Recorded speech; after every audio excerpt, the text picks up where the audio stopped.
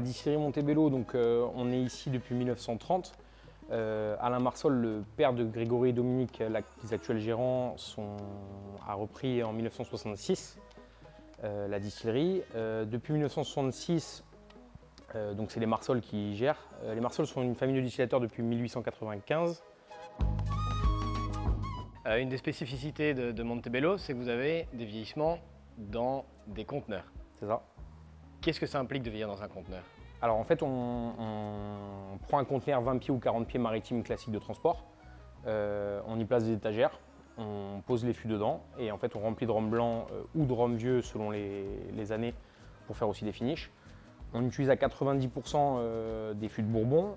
On place dans des conteneurs, en fait, on ferme hermétiquement ce conteneur, ce qui va augmenter la part des anges. En fait, au lieu d'avoir entre 6 et 8% de part des anges, sur certains conteneurs, on peut monter jusqu'à 14-15% de part des anges.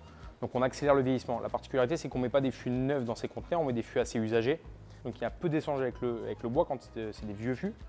Mais comme on met dans le conteneur avec la part des anges plus importante, on réaccélère en fait cet échange. Donc on a des rhums très très ronds, ce qui donne sur même des assemblages de rhum vieux 3 ans, 4 ans, des rhums très faciles à boire, très très ronds et très gourmands. On a un des plus très gros stocks de rhum vieux, surtout sur des très vieux millésimes, et on a des stocks très intéressants.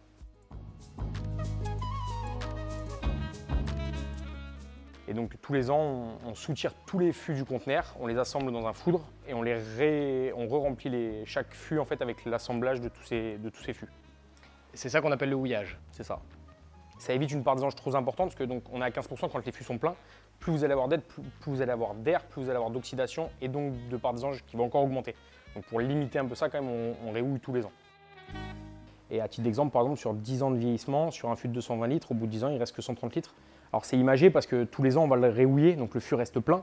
Mais l'houillage en fait, sur ces 10 ans va nous coûter à peu près pas la moitié du fût, mais pas loin. Donc on l'intègre dans nos coûts. C'est pour ça qu'un rhum vieux, très vieux, en général, coûte très cher aussi. Et c'est une spécificité un peu des vieillissements sous les tropiques où la part des anges est beaucoup plus importante que si on compare à l'Écosse par exemple. Qui est entre 1 et 2%.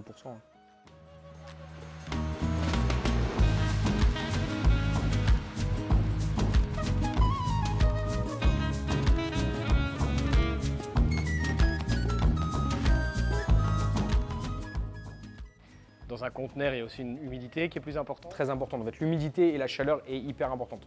C'est-à-dire que quand vous ouvrez un conteneur, quand on ferme le conteneur et qu'on ne l'ouvre pas pendant un an, quand vous ouvrez le conteneur, vous prenez une vague d'alcool et d'humidité qui est incroyable.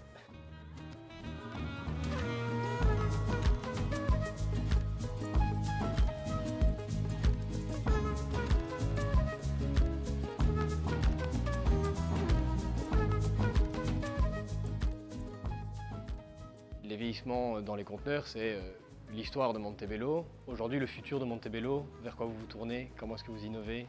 On va garder l'origine de Montebello, on gardera toujours le vieillissement dans les conteneurs. Par contre, l'arrivée dans l'équipe d'une jeune équipe, parce qu'on est une équipe, les nouveaux arrivants depuis 1 an et demi, ça a une moyenne d'âge de moins de 30 ans. Donc on a une vision un peu jeune du rhum et on va amener ça en gardant quand même l'existant, parce que c'est exceptionnel ce qui est chez Montebello. Donc on va amener un peu de nouveautés et les nouveautés qui vont arriver cette année et l'année prochaine sur les vieillissements, ça va être les finishes. On travaille sur toute une gamme de finishes. Un finish, ça consiste à mettre le produit dans un fût spécifique pour quelques mois avant de l'embouteiller. On peut dire en gros que la part de vieillissement ne doit pas dépasser 10% de tout son vieillissement total. Donc pour un 10 ans d'âge, maximum 1 an. Bon, en général, c'est quelques mois, ça va être même pour un 10 ans, ça va être 2-3 mois. Ça dépend des fûts en fait. C'est vraiment totalement variable selon le fût. Par exemple, un fût de vin blanc, un ex-vin blanc, ça va être 6-8 mois. Si vous prenez des portos par exemple très spécifiques, ça marque très vite le rhum. Donc si vous ne voulez pas perdre l'identité du rhum, ça va être quelques semaines ou quelques mois maximum. Mais là, en l'occurrence, on travaille en ce moment sur des finishes vraiment spécifiques avec des choses vraiment qui n'ont pas été faites dans le monde du rhum ou qui ont été faites, mais un peu revisitées. Fût de vin, fût de whisky, etc.